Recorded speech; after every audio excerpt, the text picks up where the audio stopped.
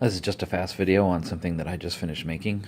I tend to not record the things I make. I just make them and send them out, and I never have a record of them. But I decided I'd do this one quickly. This is a very large Bowie knife. I did not make this knife. This knife was made by a friend for a friend.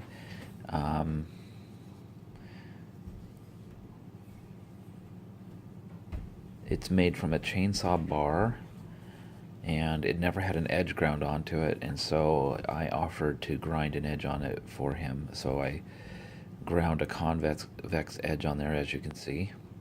And while I had it in my hands, I decided that I would make him a sheath for it. And so I did, and it took me a little while to figure out how to make it. I decided I was going to make just this standard type of sheath, and then I was going to have this strap.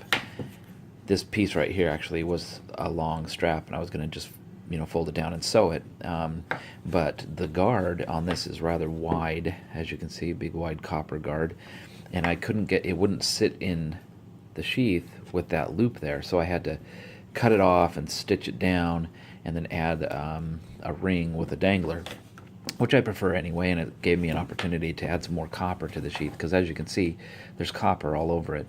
There's copper rivets, and I used a copper rod to make the ring out of. It's just a long rod of copper that I bent, and then I cut it in a bevel and then soldered together, so it's fairly strong. And then I took pennies from 1956, two of them, one wheat side, one Lincoln side up.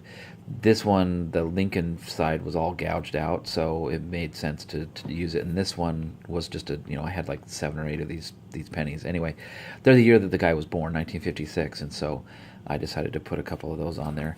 And also for him, he's a big Boy Scouter, Order of the Arrow, and so I figured an arrow with a scout symbol on there made sense. So this is it. It is dyed and finished with bag coat and then a coat of wax. Just thought I'd take a quick video of it before I sent it away.